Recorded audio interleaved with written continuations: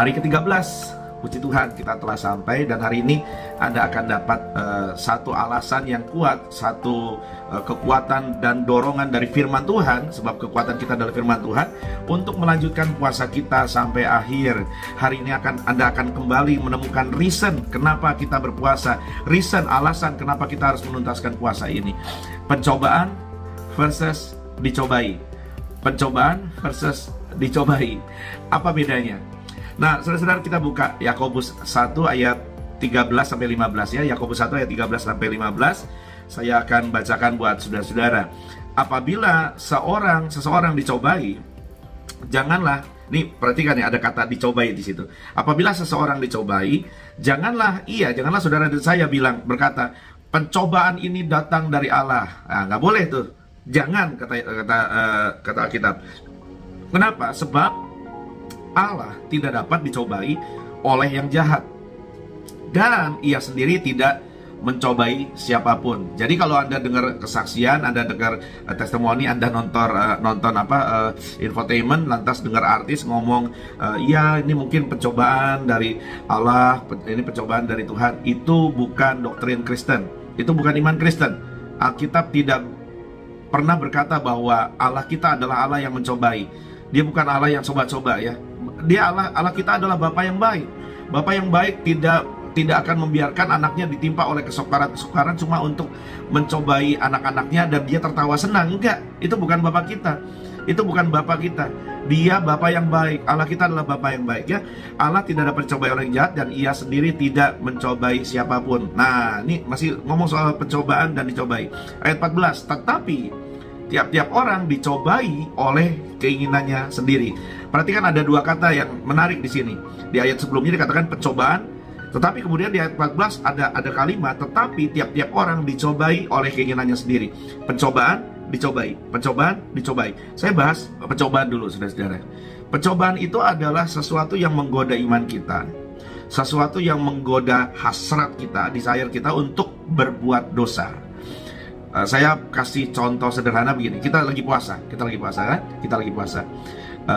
Lantas ketika kita puasa, ada banyak pencobaan di depan kita. Tiba-tiba ada tukang bakso lewat, ada tukang somai lewat, ada tukang sate lewat. Kita lantas menemani keluarga pergi ke mall, keluarga tidak puasa, kita puasa.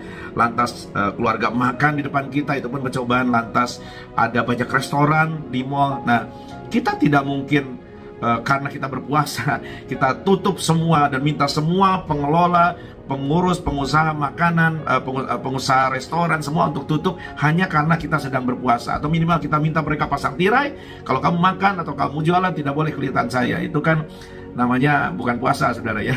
Karena puasa itu menahan diri dari pencobaan. Tapi kalau pencobaannya dihilangkan, ya apa challenge-nya, apa tantangannya gitu, saudara ya. Sama seperti misalkan Anda punya kesempatan untuk korupsi, ada pencobaan di usaha Anda untuk markup harga barang yang sebetulnya tidak berkualitas bagus, Anda naikkan harganya. Ada kesempatan untuk mencari keuntungan lebih di pekerjaan dengan cara yang tidak halal. Kita tidak bisa eliminir semua itu. Atau misalkan laki-laki biasanya suka melihat perempuan cantik dengan pakaian minim gitu, saudara ya, di mall.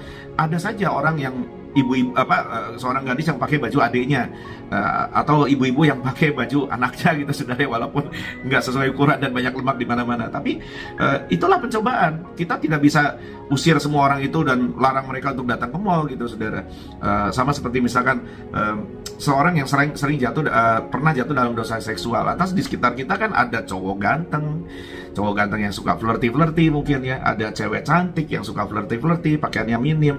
Atau kalau anak-anak muda browsing di internet, ada banyak situs-situs yang tidak kudus, situs-situs porno, saudara-saudara. Itu semua pencobaan yang ada, yang tidak mungkin kita hapus semua hari ini karena kita masih hidup di dunia. Nah, bedanya pencobaan dengan dicoba itu begini. Pencobaan itu ada, pencobaan itu hadir. Selama dunia masih ada, pencobaan itu ada. Tetapi dicobai, kata ayat 14, itu adalah oleh keinginan kita sendiri.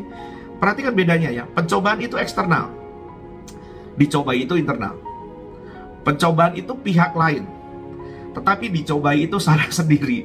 Oke, ulang ya. Pencobaan itu eksternal, dari luar, dari pihak lain. atau dari orang lain, atau dari situasi keadaan yang di luar diri kita. Tetapi dicobai adalah hasil dari keinginan diri sendiri. Nah, ayat 14 lanjut, tiap-tiap orang dicobai oleh keinginan sendiri karena ia diseret dan dipikat olehnya. Jadi pencobaan itu ada, tetapi yang membuat diri kita terpikat kepada pencobaan itu adalah diri kita sendiri, daging kita. Daging ini loh, hawa nafsu ini loh, karena niat sendiri. Itu yang namanya dicobai. Jadi udah ngerti ya saudara ya, bedanya pencobaan dengan dicobai. Dan apabila, kata Alkitab ayat 14 lanjut, keinginan itu telah dibuahi, ia melahirkan dosa. Dan apabila keinginan itu telah dibuahi, ia melahirkan dosa. Dan apabila keinginan itu telah dibuahi, ia melahirkan dosa. Di sini ada hal yang menarik gini saudara. Jadi hasrat atau keinginan, atau kita bahasa Inggris NLT pakai kata desires, hasrat. Hasrat itu kan hawa nafsu daging ini ya. Hawa nafsu, niat kita untuk jatuh dalam pencobaan dengan betul-betul jatuh melakukan atau dibuahi. Dibuahi itu artinya dosanya bukan cuma diinginkan, diniatkan, bukan cuma diingini, tetapi dibuahi itu artinya dilakukan. Ada action di situ, ada perbuatan di situ. Ini perhatian baik ya, ada dua hal lagi yang berbeda, bukan cuma soal pencobaan dengan dicobai, tetapi soal keinginan, hasrat, niat itu ya, hawa nafsu, dengan tindakan dosa, dengan perbuatan dosa sudah dibuahi. Ini dua hal yang berbeda. Jadi gini, pencobaan ada. Sama seperti, sekali lagi pakai contoh puasa, paling gampang karena kita sedang melakukan. Makanan ada di depan kita, minuman ada di depan kita, dan segala rangsangan terhadap daging kita untuk makan dan minum ada di depan kita. Tetapi kalau kita baru niat saja untuk makan, pengen kayaknya enak, rendangnya enak, burgernya enak. Kalau kita baru niat saja, waduh kayaknya kalau saya punya kesempatan untuk makan keuntungan lebih, atau cia teman, saya sikat rekan bisnis, saya jatuhkan orang, saya naik dalam posisi jabatan lebih tinggi, saya selingkuh, saya berzina, saya buka situs porno, saya dosa, onani, masturbasi, saya pukul orang kalau saya marah, saya injek orang karena supaya saya puas. Kalau itu baru niat, itu belum dosa. Oke, enak ya, lega ya saudara ya. Ini this is the gospel saudara. Manusia punya kecenderungan untuk berdosa, sebab sejak manusia Adam dan Hawa jatuh dalam dosa, maka kecenderungan itu sudah ada dalam kita. Itu yang Alkitab ajarkan, yang doktrin Kristen ajarkan sebagai dosa bawaan. Kita ini semua punya natur berdosa, punya keinginan, hasrat, desire untuk berbuat dosa. Tetapi kalau udah bicara dibuahi, udah bicara perbuatan, action, itu keputusan masing-masing. Jadi selama kita baru niat, baru ada pikiran jorok terlintas misalkan, ada niat untuk berkata kotor, ada niat untuk tojok orang gitu misalkan, itu baru niat, itu belum berdosa. Cepat halau. Saya suka sekali kata-kata Martin Luther, seorang biarawan Jerman yang melahirkan reformasi gereja pada abad 16. Martin Luther berkata begini, saudara, kita tidak mungkin menghalangi burung terbang di atas kepala kita. Nggak mungkin saudara, tiap hari Anda mau suka nggak suka naik motor atau naik mobil, jalan kaki, di atas kita bukan cuma ada awan yang melintas, tetapi kadang ada burung yang melintas, kadang ada pesawat. Kita nggak bisa stop mereka, kita nggak bisa larang mereka, kita nggak bisa bilang sama mereka, weh nggak boleh lewat di atas saya dong, nggak bisa saudara. Tetapi yang kita bisa larang, kata Martin Luther, kita bisa melarang burung mendarat dan membuat sarang di kepala kita. Ini dua hal yang berbeda ya. Kita, kata Martin Luther, tidak bisa menghalangi burung terbang di atas kepala kita, tetapi kita bisa menghalangi burung mendarat dan bersarang di kepala kita. Jadi kalau ada pikiran jahat terlintas, ada pikiran negatif terlintas, ada pikiran sedih, rendah diri, jorok, cabul, amarah, dengki, iri terlintas di pikiran kita, ya jangan biarkan bersarang saudara. Lintas mah silakan aja, pencobaan mah ada, silakan aja ada pencobaan. Tanpa pencobaan puasa kita juga nggak berarti saudara ya. Tanpa pencobaan kita tidak tahu bahwa kita ini sanggup menang, mengatasi dan menyangkali daging. Tetapi kita tidak boleh membiarkan pencobaan itu menjatuhkan kita, membuat kita dicobai. Kita tidak boleh membiarkan burung yang terbang di atas kepala kita lantas bertengger di kepala, lantas bikin sarang di situ, makan dan pup di situ, saudara. Halau. Nah, apabila saya lanjut baca ini, saudara ya, apabila dosa itu sudah matang, NLT pakai kata yang lebih mudah buat saya. When sin is allowed to grow, ketika mulai berubah dari pencobaan jadi dicobai, dari keinginan, hasrat, niat saja belum dosa, tetapi ketika niat sudah jadi tindakan, sudah dibuahi jadi action, sudah melahirkan dosa. Tapi dosa juga saudara ada urutannya. Nah, apabila dosa itu sudah matang, apabila dosa itu sudah dibiarkan bertumbuh besar, dalam terjemahan lain, ia melahirkan maut. Jadi gini saudara, orang Kristen tidak diselamatkan karena perbuatan. Orang Kristen diselamatkan karena kasih karunia anugerah. Dan oleh sebab itu, orang Kristen masih bisa bikin salah, masih bisa jatuh dalam dosa. Saya ulang ya, orang Kristen masih bisa jatuh dalam dosa. Tetapi orang Kristen tidak akan membiarkan dirinya jatuh terus, karena Roh Kudus. Dan kalau kita biarkan diri kita jatuh terus, apa yang kita biarkan akan menjadi kebinasaan, kata Alkitab. Ia akan melahirkan maut. Saya coba baca dari Alkitab di ayat 15, saudara, ayat 15 yang sama. Saya baca dari terjemahan sederhana Indonesia, TSI. Nih, saya baca ya, saudara ya. Keinginan jahat yang kamu pelihara di dalam hatimu. Jadi niat-niat panca indera kita akan terstimbuli oleh banyak rangsangan dosa, banyak pencobaan di depan kita. Dan ini akan bisa melahirkan niat. Itu belum dosa. Tapi kalau niat kita pelihara, akan berkembang, kata Alkitab, dan terus membesar hingga kamu tidak mampu menahannya lagi. Nah, dosa itu mulainya nggak pernah ada yang besar. Tidak pernah ada orang yang langsung korupsi 100 juta kalau dia tidak mulai dari tidak mengembalikan uang kembalian waktu dia kecil ketika mamanya suruh pergi ke pasar. Mulai dari situ. Mulai nggak jujur dengan 5.000 perak, lama-lama tidak jujur dengan 10.000 perak. Mulai tidak jujur dengan 10.000 perak, lama-lama tidak jujur dengan 100.000, 1 juta, 10 juta. Terus dibiarkan membesar. Sama seperti tidak ada orang mulai selingkuh tiba-tiba berzina di hotel. Nggak ada. Mulainya selalu kecil. Mulainya selalu mungkin dari flirting di kantor, office romance gitu ya saudara ya, sekalipun udah punya pasangan gitu. Lantas mulai chat WA saudara, HP-nya mulai di-password, istrinya sama anaknya, keluarganya nggak tahu password HP-nya. Mulai ada chat yang ngumpet-ngumpet saudara ya. Dan lama-lama saudara baru ke hotel. Jadi tidak akan langsung besar saudara.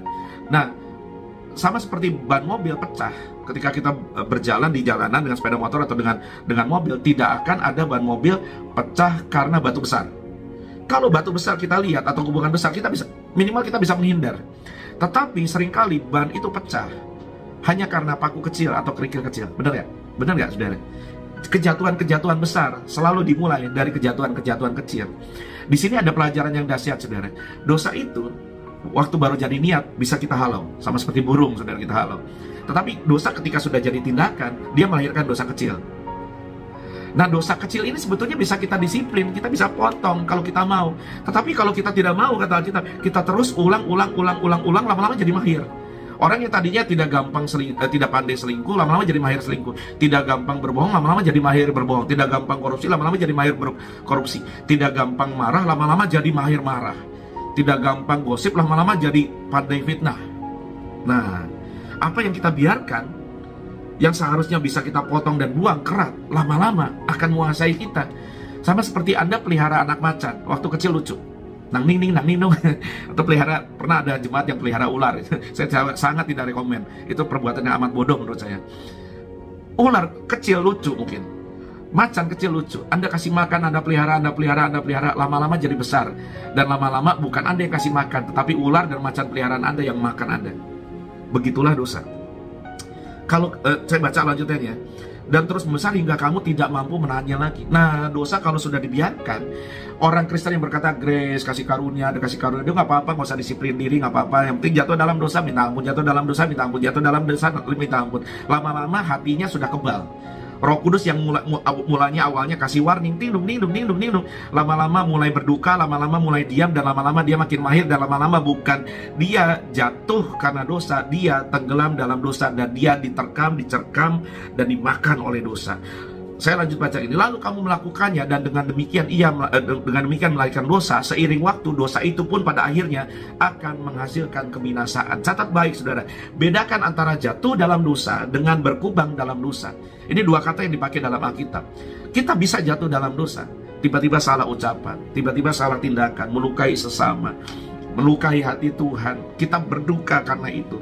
Nah, kalau sampai Anda tidak urus baik-baik rasa duka itu dan cepat-cepat bertobat, lama-lama dia makin kebal. Dan kalau makin kebal, namanya udah bukan jatuh dalam dosa. Namanya adalah berkubang dengan dosa. Alkitab berkata begini, seperti anjing kembali ke muntahnya, demikian babi kembali ke kubangannya. Kita bukan anak anjing, kita bukan anak babi, saudara. Kita tidak berkubang dalam dosa, sekalipun kita bisa tergelincir masuk dalam dosa, kita bisa terjatuh, kita bisa terpleset ke dalam dosa, tetapi kita tidak berkubang di situ. Kita anak-anak Allah. Natur kita ada di rumah Bapa, bukan di kubangan dosa. Hidup kita sehari-hari ada di dalam hadirat Bapa, bukan di hadirat dosa. Bedakan antara jatuh dengan berkubang dalam dosa. Nah, jatuh itu, bedakan antara jatuh dalam dosa dan berkubang dalam dosa. Jatuh itu hilaf, berkubang itu kebiasaan. Jatuh itu hilaf, berkubang itu kebiasaan. Nah, dosa kalau sudah jadi kebiasaan akan menghasilkan kebinasaan. Saya ulang ya. Jatuh dalam dosa itu hilaf, berkubang dalam dosa itu kebiasaan.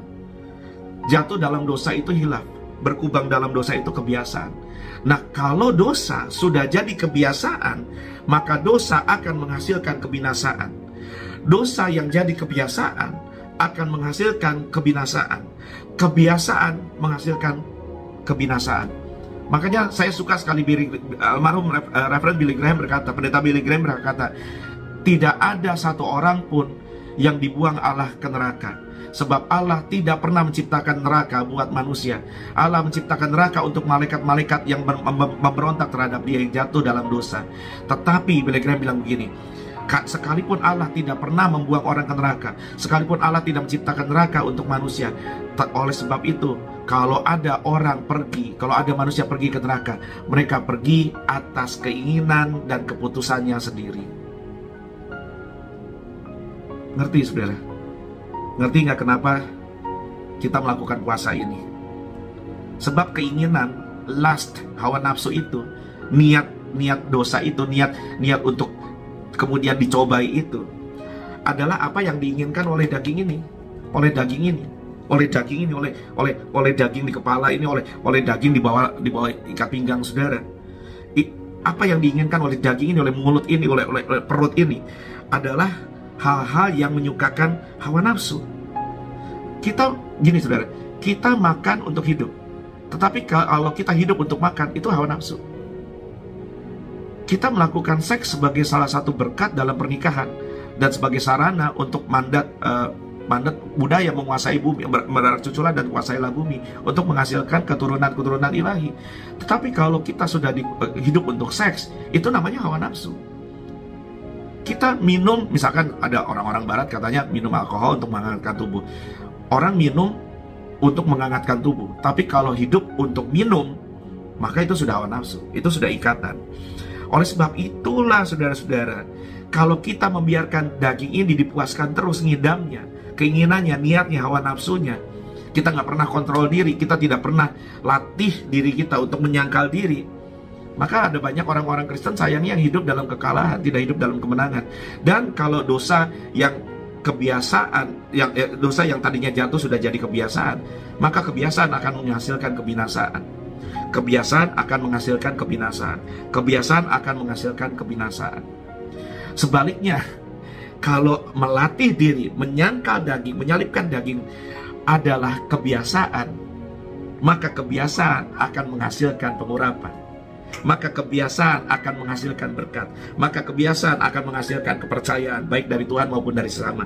Maka kebiasaan akan menghasilkan kekekalan. Bedakan antara membangun kebiasaan dalam dosa dan membangun kebiasaan dalam menyangkal daging, yaitu hidup dalam kekudusan. That's why we do this fasting.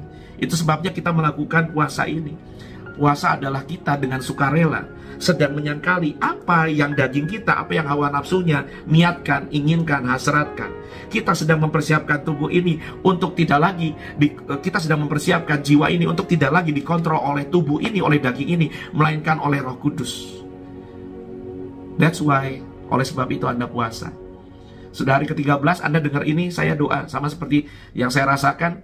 Saya doa Anda pun merasakan satu charge energi tambahan yang membuat Anda, there is no way I'm gonna quit this fast. Tidak ada alasan untuk aku berhenti puasa ini. Kalau aku melihat manfaat yang begitu besar. Aku menghindarkan dagingku dan hidupku dan jiwaku dan rohku dari kebinasaan, dan sedang melahirkan kebiasaan-kebiasaan ilahi, kebiasaan-kebiasaan menyangkal diri, kebiasaan-kebiasaan disiplin rohani. Karena kita bukan cuma jadi orang Kristen pengangkat bangku gereja, tetapi kita jadi disciple, murid Kristus Yesus. Bedakan antara disciple dengan orang Kristen. Orang Kristen nggak punya disiplin. Orang Kristen cuma say by grace, udah, that's it. Tapi disciple, murid Yesus, bersedia didisiplin oleh Tuhan, didisiplin oleh para rohaniwan di atasnya, didisiplin oleh mentor-mentor dan guru rohaninya, dan mendisiplin dirinya oleh kekuatan dan dorongan dan niat dan hasrat Roh Kudus. Dahsyat, saudara.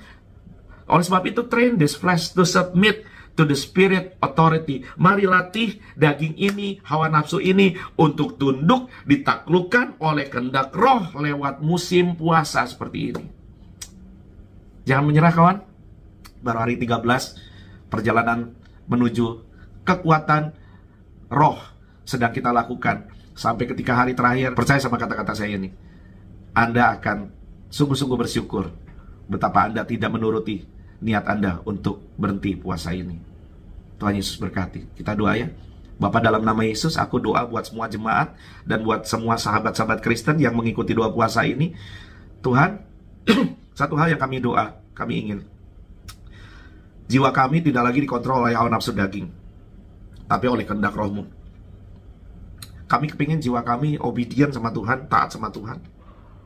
Oleh sebab itu Tuhan, kami sadar ketika kami keluar dari jam-jam doa ini, ketika kami mengakhiri dengar firman Tuhan lewat tayangan ini, kami akan kembali ke tengah dunia yang begitu banyak pencobaan di depan mata.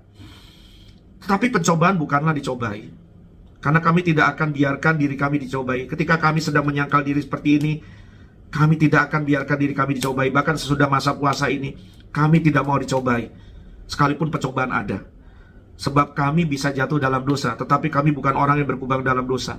Dan bahkan bukan cuma kami tidak mau berkubang, bahwa kami sampai pada level di mana kami tidak mau jatuh, tergelincir dalam dosa. Sekalipun cuma jatuh, sekalipun cuma kepleset dosa, kami sudah tidak mau. Roh Kudus, tolong kami, sebab kami tahu kalau apa yang kami minta kepadamu sesuai dengan kehendak hatimu, terutama hal-hal yang mendatangkan kekudusan seperti ini, Engkau akan menolong kami. Tolonglah jemaatmu, para omah-omah, Oma Christine, Oma Kanti, Oma Masir, banyak oma yang sedang berpuasa, para opa Tuhan yang sedang berpuasa, para jemaat-jemaat dewasa Tuhan, tolonglah, bantu mereka. Ibu Riri, Pak Audi Tuhan, banyak orang lain sedang berpuasa, Bu Ola Tuhan, para anak-anak muda sedang berdoa puasa Tuhan. Kami doa Tuhan buat Axel, doa buat Iki Tuhan, doa buat Cici Tuhan, doa buat Dari Tuhan, banyak orang yang sedang doa puasa sama kami. Mari Tuhan, bahkan anak-anak sekolah minggu dan anak remaja sedang doa puasa, Abe dan mungkin Kaleb dan tak siapa lagi. Tuhan, ini niat kami. Niat kami tidak boleh jatuh dalam dosa. Niat kami adalah hidup oleh kehendak Roh. Sebab kehendak Roh mendatangkan kekekalan, tapi keinginan daging mendatangkan kebinasaan. Kami tidak mau hidup kami terbiasa dalam dosa. Kami mau hidup kami terbiasa menyangkal daging dan hidup dalam kekudusan. Kami mau kekudusan jadi kebiasaan kami. Kami tidak mau dosa jadi kebiasaan kami. Karena kebiasaan dosa menghasilkan kebinasaan kekal. Tetapi kebiasaan kudus menghasilkan kekekalan, pengurapan, kepercayaan, dan berkat. Mari Tuhan, aku doa, biar itu yang mereka alami. Kepercayaan dari Tuhan, kepercayaan lebih besar, bukan cuma kekekalan nanti di surga, tetapi kepercayaan hari ini di bumi. Mereka bisa dipercaya sama Tuhan oleh berkat, oleh tuaian, oleh dampak, oleh hadirat, oleh urapan Tuhan, bahkan oleh promosi Tuhan. Percayakan kami, dan biar daging kami makin hari makin mati, dan biar kehendak Roh-Mu makin jaya dalam kami. Dalam nama Tuhan Yesus Kristus, haleluya, amin, amin. Sampai jumpa besok, God bless you.